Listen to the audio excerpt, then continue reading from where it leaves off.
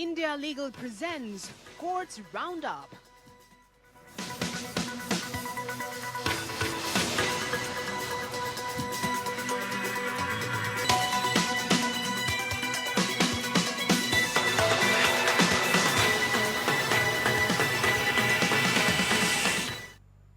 नमस्कार, स्वागत है आप सभी का। मैं हूं आपके साथ कुमार कुणाल धीरज। कोर्ट्स राउंड अप देख रहे हैं आप। इस बुलेटिन में अगले आधे घंटे हम आपको कोर्ट से जुड़े तमाम छोटी बड़ी खबरों से रूबरू करवाएंगे।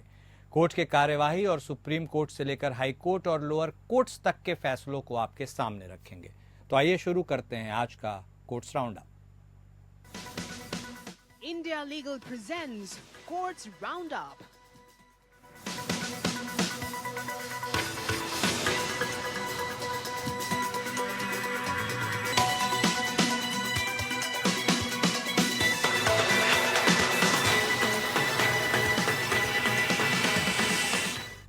सुप्रीम कोर्ट ने लखीमपुर खीरी हिंसा के मुख्य आरोपी आशीष मिश्रा को नोटिस जारी कर जवाब मांगा है। दरअसल आशीष मिश्रा पर गवाहों को धमकाने के आरोप लगे हैं। न्यायमूर्ति सूर्यकांत और न्यायमूर्ति उज्जवल भुइयां की पीठ ने बुधवार को सुनवाई के दौरान आशीष मिश्रा के वकील सिद्धार्थ दवे से एक हलफनामा दाखिल करने को कहा है, जिसमें आशीष मिश्रा पर लगे आरोपों पर सफाई मांगी गई है। साल 2021 में उत्तर प्रदेश के लखीमपुर खीरी में हुई हिंसा के दौरान 8 लोगों की जान चली गई थी। इस मामले में पूर्व केंद्रीय मंत्री अजय मिश्रा का बेटा आशीष मिश्रा मुख्य आरोपी है। फिलहाल आशीष मिश्रा जमानत पर बाहर है। अब एक शिकायतकर्ता ने सुप्रीम कोर्ट में याचिका दायर कर दावा किया है कि आशीष मिश्रा द्वारा गवाहों को डराया धमकाया जा रहा है। हालांकि आशीष मिश्रा के वकील ने आरोपों से इनकार किया। सुप्रीम कोर्ट ने आशीष मिश्रा को 4 हफ्ते में हलफनामा पेश कर आरोपों पर जवाब मांगा है। सुप्रीम कोर्ट ने आशीष मिश्रा को 22 जुलाई को जमानत पर रिहा करने का आदेश दिया था, लेकिन उसे दिल्ली और लखनऊ में न रहने का निर्देश दिया था ताकि वह गवाहों को प्रभावित न कर सके। हालांकि बीते 26 सितंबर को शीर्ष अदालत ने आशीष मिश्रा को राष्ट्रीय राजधानी क्षेत्र में रहने की इजाजत दे दी थी। सुप्रीम कोर्ट ने निचली अदालत से लखीमपुर खीरी हिंसा मामले पर जल्द सुनवाई करने का भी निर्देश दिया था। 3 अक्टूबर 2021 को उत्तर प्रदेश के डिप्टी सीएम केशव प्रसाद मौर्य के लखीमपुर दौरे के विरोध में किसानों ने विरोध प्रदर्शन किया था। इसी दौरान एक कार से कुचलकर 4 किसानों की मौत हो गई थी। हिंसा में एक पत्रकार की भी मौत हुई थी। इस मामले में आशीष मिश्रा मुख्य आरोपी हैं। घटना के बाद गुस्साए किसानों ने कार के ड्राइवर और 2 बीजेपी कार्यकर्ताओं की भी पीट कर हत्या कर दी थी।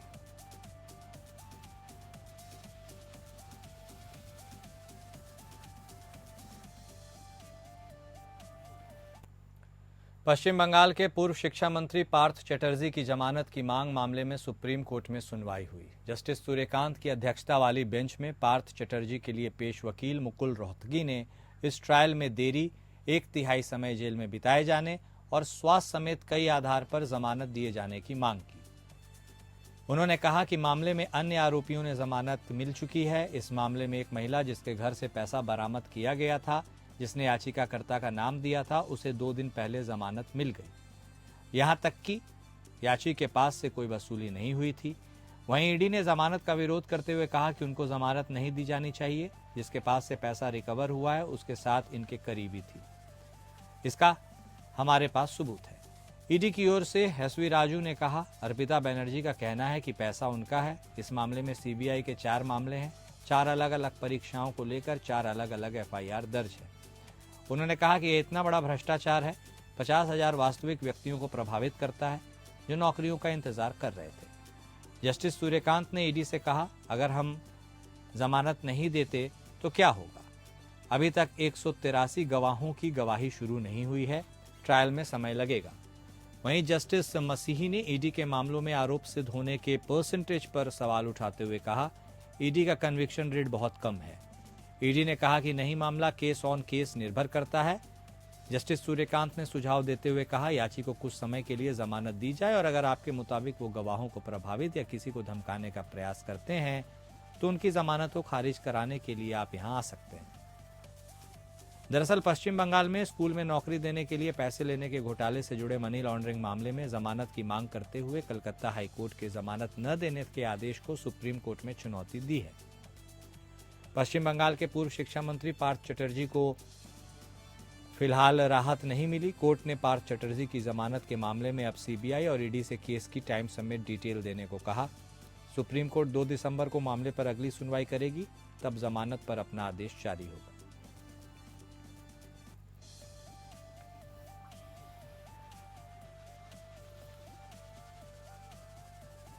सुप्रीम कोर्ट ने उत्तर प्रदेश के गौतम बुद्ध नगर में यमुना एक्सप्रेसवे औद्योगिक विकास प्राधिकरण या YEIDA परियोजना के लिए भूमि अधिग्रहण अधिनियम 1894 के तहत शुरू की गई भूमि अधिग्रहण कार्यवाही बरकरार रखी है।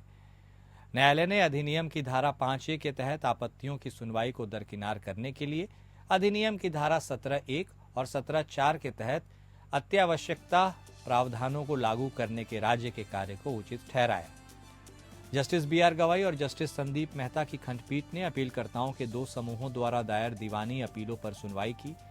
अपीलकर्ताओं ने भूमि के मालिकों के समूह के कमल शर्मा बनाम उत्तर प्रदेश राज्य में इलाहाबाद हाईकोर्ट के निर्णय की सत्यता पर सवाल उठाया, जिसमें परियोजना के महत्व का हवाला देते हुए अत्यावश्यकता प्रावधानों के तहत अधिग्रहण बरकरार रखा गया। जबकि अपीलकर्ताओं के अन्य समूह YEIDA ने उसी हाईकोर्ट के अन्य खंडपीठ के शिवराज सिंह बनाम उत्तर प्रदेश राज्य में पारित निर्णय को चुनौती दी, जिसमें हाईकोर्ट ने अधिग्रहण को यह कहते हुए रद्द कर दिया कि अताविवक्षा खंड का अनुचित रूप से प्रयोग किया गया। कमल शर्मा के कथन को स्वीकार करते हुए जस्टिस मेहता ने निर्णय में भूस्वामी के स्तर को खारिज कर दिया कि भूमि अधिग्रहण की कार्यवाही इसलिए दोषपूर्ण है क्योंकि भूमि अधिग्रहण यमुना एक्सप्रेसवे से संबंधित एकीकृत विकास योजना का हिस्सा नहीं था। कोर्ट ने कहा, भूमि अधिग्रहण अधिनियम 1894 की धारा 17 उपधारा 1 और 17 उपधारा 4 का उपयोग इस मामले में कानूनी और न्यायोचित तरीके से सही था। नंदकिशोर के मामले में दिए गए फैसले के अनुसार यमुना एक्सप्रेसवे के नियोजित विकास के अनुसार अत्यावश्यकता खंड लागू किया गया था।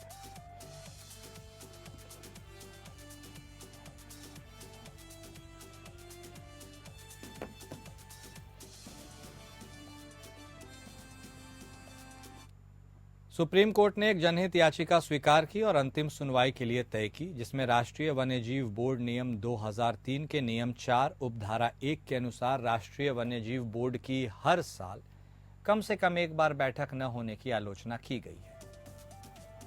सुनवाई 6 महीने बाद होने वाली है। जस्टिस ऋषिकेश रॉय और जस्टिस SVN भट्टी की पीठ ने अतिरिक्त सॉलिसिटर जनरल ऐश्वर्या भाटी की सुनवाई के बाद यह आदेश पारित किया, जिन्होंने पहले न्यायालय के एक प्रश्न के आधार पर बताया कि हालांकि बोर्ड कुछ समय से नहीं बैठा है, लेकिन इसकी शक्तियों के साथ सौंपी गई एक स्थायी समिति काम कर रही है। इस प्रकार बोर्ड की गैर बैठक से अधिनियम के अनुसार वैधानिक निकाय के कामकाज पर प्रतिकूल प्रभाव नहीं पड़ रहा है। याचिकाकर्ता ने बोर्ड की बैठक न होने के बारे में शिकायत की, जिसमें दावा किया गया कि बोर्ड की बैठक कई वर्षों से नहीं हुई है। उनके अनुसार वन्यजीव संरक्षण अधिनियम 1972 के उद्देश्य को उतनी गंभीरता से नहीं लिया जा रहा है जितना उसे लेना चाहिए। इसके जवाब में केंद्र ने जवाबी हलफनामा दाखिल किया, जिसमें कहा गया कि अधिनियम की धारा 5B के तहत बोर्ड ऐसी शक्तियों का प्रयोग करने और ऐसे कर्तव्यों का पालन करने के लिए एक स्थायी समिति का गठन कर सकता है जो बोर्ड द्वारा उसे सौंपे जाए। पिछली तिथि को यह बताया गया कि ऐसी समिति का गठन किया गया है और इसकी अध्यक्षता पर्यावरण एवं वन मंत्री कर रहे हैं। केंद्र की ओर से SG भाटी ने आगे उल्लेख किया कि समिति आमतौर पर हर 3 महीने में एक बार मिलती है और इसके गठन के बाद से लगभग 72 बैठकें हो चुकी है। इस प्रकार अधिनियम के तहत जिम्मेदारियों पर अपेक्षित ध्यान दिया जा रहा है। इसके विपरीत याचिकाकर्ता ने तर्क दिया कि बोर्ड को 2003 के नियम 4 भाग 1 के अनुसार वर्ष में कम से कम एक बार बैठना आवश्यक है। अदालत ने ASG को निर्देश प्राप्त करने का निर्देश दिया। इससे पहले ASG ने माना कि बोर्ड के साल में कम से कम एक बार न बैठने के आरोप तथ्यात्मक रूप से सही थे। हालांकि उन्होंने अधिनियम की धारा 5B पर भरोसा जताया। अभिनेता धनुष की फिल्म निर्माण कंपनी वंडरबार फिल्म्स ने एक्ट्रेस नयनतारा, उनके पति और निर्देशक विघ्नेश शिवन, उनकी production company Rowdy pictures private limited के खिलाफ Netflix documentary Nayanthara beyond the fairy tale के लिए बिना आवश्यक अनुमति के फिल्म नाम राउडी धान की वीडियो क्लिपिंग के इस्तेमाल को लेकर मद्रास हाई कोर्ट का दरवाजा खटखटाया है। धनुष की वंडरबार फिल्म्स ने फिल्म नानम राउडी धान का निर्माण किया। धनुष ने Los Gatos production services India LLP पर मुकदमा करने के लिए आवेदन दायर किया, जो मुंबई में स्थित एक भारतीय इकाई है। इसके माध्यम से नेटफ्लिक्स भारत में अपने निवेश का संचालन करता है। चूंकि कंपनी मुंबई में स्थित है, इसलिए धनुष ने लेटर पेटेंट अधिनियम की धारा 12 के तहत एक आवेदन दायर किया, जिससे उन्हें मद्रास हाईकोर्ट के समक्ष अन्य प्रतिवादियों के साथ कंपनी पर मुकदमा करने की अनुमति मिल गई। जस्टिस अब्दुल कुद्दूस ने मामले की योग्यता पर विचार किए बिना इस आवेदन को अस्वीकार कर लिया, क्योंकि मामले का एक बड़ा हिस्सा मद्रास हाईकोर्ट की क्षेत्रीय सीमाओं के भीतर उत्पन्न हुआ था। धनुष ने लॉस गेटोस प्रोडक्शन पर मुकदमा करने के लिए आवेदन दायर किया, जो मुंबई में स्थित एक भारतीय इकाई है। चूंकि कंपनी मुंबई में स्थित है, इसलिए धनुष ने, जैसा हमने आपको कहा, लेटर पेटेंट अधिनियम की धारा 12 के तहत आवेदन दायर किया। उन्हें मद्रास हाईकोर्ट के समक्ष अन्य प्रतिवादियों के साथ कंपनी पर मुकदमा करने की अनुमति मिल गई। जस्टिस अब्दुल कुद्दूस ने मामले की योग्यता पर विचार किए बिना इस आवेदन को स्वीकार कर लिया। मामला का एक बड़ा हिस्सा मद्रास हाईकोर्ट की क्षेत्रीय सीमाओं के भीतर उत्पन्न हुआ था। नयनतारा द्वारा धनुष की वंडरबार फिल्म से अनापत्ति प्रमाण पत्र मांगे जाने के बाद से दोनों प्रसिद्ध अभिनेता विवाद में हैं, जिससे डॉक्यूमेंट्री में फिल्म की क्लिपिंग का उपयोग किया जा सके। 2 साल से अधिक समय तक लगातार अनुरोध करने के बाद भी वंडरबार फिल्म्स ने कथित तौर पर इस अनुरोध को अस्वीकार कर दिया था। हालांकि क्लिप का उपयोग अंततः डॉक्यूमेंट्री में किया गया, जिसके कारण धनुष ने एक्ट्रेस और अन्य को कानूनी नोटिस भेजकर 10 करोड़ रुपए के हर्जाने की मांग की। नयनतारा के सोशल मीडिया हैंडल पर साझा किए गए ओपन पत्र में उन्होंने धनुष पर उनके खिलाफ व्यक्तिगत रंजिश रखने का आरोप लगाया था।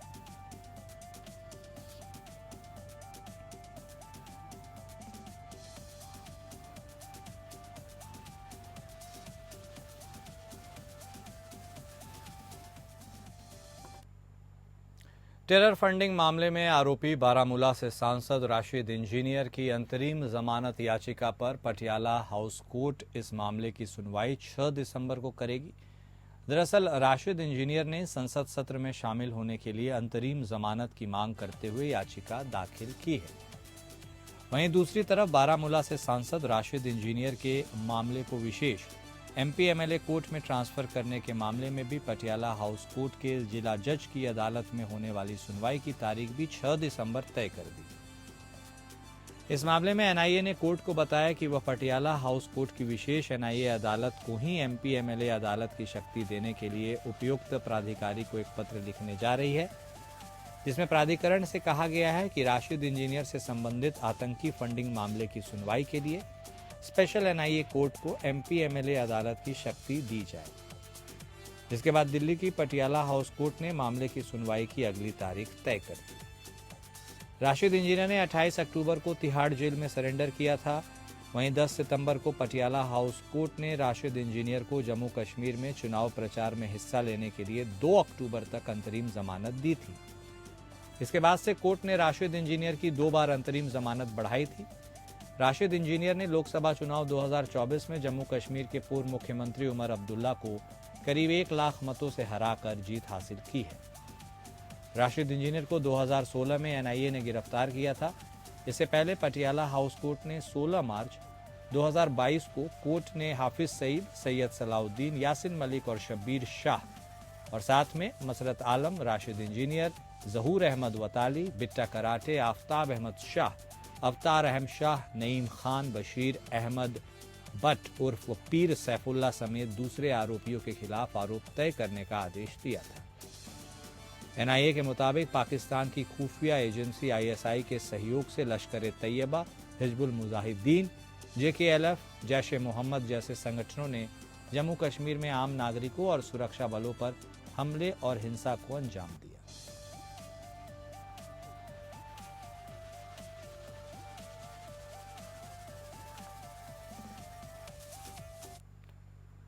पंजाब हरियाणा हाईकोर्ट ने कहा कि राजस्व अभिलेखों में भूमि को तकिया कब्रिस्तान और मस्जिद के रूप में घोषित करने वाली किसी भी प्रविष्टि को संरक्षित किया जाना आवश्यक है, भले ही मुस्लिम समुदाय द्वारा इसका लंबे समय से उपयोग न किया गया हो।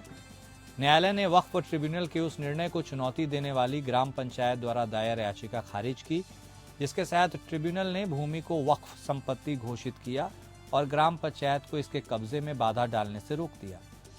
जस्टिस सुरेश्वर ठाकुर और जस्टिस सुदीप्ति शर्मा की खंडपीठ ने कहा, राजस्व अभिलेखों में भूमि को तकिया, कब्रिस्तान और मस्जिद के रूप में घोषित करने वाली किसी भी प्रविष्टि को निर्णायक माना जाता है।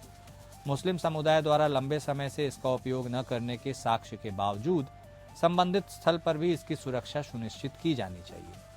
न्यायालय ने कहा कि विवादित भूमि महाराजा कपूरथला द्वारा दान की गई तथा 1922 में 14 कटक पर सूबे शाह के बेटों निक्के शाह, सलामत शाह को तकिया, कब्रिस्तान और मस्जिद घोषित की गई। विभाजन के बाद शाह बंधु पाकिस्तान चले गए तथा तत्पश्चात भूमि का नाम ग्राम पंचायत के नाम पर दर्ज कर दिया गया। हालांकि विभाजन के बाद वर्ष 1966 में पुनः सर्वेक्षण किया गया तथा उपयुक्त मिसल हकीकत तैयार की गई, जिसमें स्वामित्व कॉलम में राज्य को स्वामी घोषित किया गया, जबकि संबंधित वर्गीकरण कॉलम में संपत्ति को ग्राम पंचायत की मस्जिद, कब्रिस्तान और तकिया के रूप में वर्णित किया गया। राजस्व प्रविष्टि पर विचार करते हुए विवादित संपत्ति को गैर मुमकिन मस्जिद, तकिया और कब्रिस्तान के रूप में वक्फ न्यायाधिकरण ने भूमि को वक्फ संपत्ति घोषित किया। न्यायालय ने माना कि भूमि को वक्फ संपत्ति घोषित करने तथा ग्राम पंचायत को रोकने के लिए निषेधाज्ञा पारित करने का वक्फ न्यायाधिकरण का निर्णय वैध है तथा कानून के दायरे में है।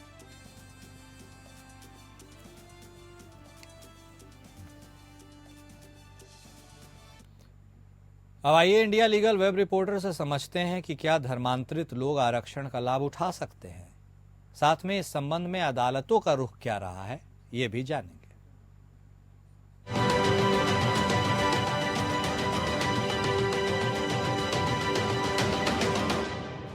क्या रिलीजियस कन्वर्ट्स को इंडिया में रिजर्वेशन बेनिफिट्स मिल सकते हैं? सुप्रीम कोर्ट ने कहा है कि एससी कम्युनिटी के जो लोग क्रिश्चियनिटी या इस्लाम में कन्वर्ट होते हैं, उन्हें एससी बेनिफिट्स तब तक नहीं मिल सकते जब तक वो अपने पुराने धर्म में वापस आने, रिकन्वर्जन और कास्ट एक्सेप्टेंस का सबूत नहीं देते। कोर्ट ने कहा कि सिर्फ रिजर्वेशन के लिए रिलीजन चेंज करना कॉन्स्टिट्यूशनल ऑब्जेक्टिव के गलत यूजेस हैं और फ्रॉड के बराबर है। शेड्यूल कास्ट वो कम्युनिटी है जो आर्टिकल 341 के तहत लिस्ट की गई है, जो हिस्टोरिकल मार्जिनलाइजेशन से गुजरी है। इन्हें एजुकेशन, जॉब्स और पॉलिटिकल रिप्रेजेंटेशन में रिजर्वेशन, स्कॉलरशिप, फाइनेंशियल एड्स और SC/ST एक्ट के प्रोटेक्शन मिलती है। इंडिया में अगर कोई अलग धर्म में कन्वर्ट होता है तो उनकी कास्ट बेस्ड रिजर्वेशन की एलिजिबिलिटी खत्म हो जाती है, क्योंकि कास्ट का संबंध ज्यादातर हिंदुइज्म से होता है। जस्टिस बालकृष्ण कम्युनिटी ने 2007 में दलित, क्रिश्चियंस और मुस्लिम्स के लिए SC बेनिफिट्स एक्सटेंड करने की रिकमेंडेशन दी, पर अब तक ये प्रपोजल इम्प्लीमेंट नहीं हुआ। सुप्रीम कोर्ट ने क्लियर किया कि सिर्फ बेनिफिट्स के लिए रिलीजन चेंज करना और बिना जेन्युइन बिलीफ के कन्वर्ट होना रिजर्वेशन पॉलिसी के और सोशल ऑब्जेक्टिव्स को अंडरमाइन करता है।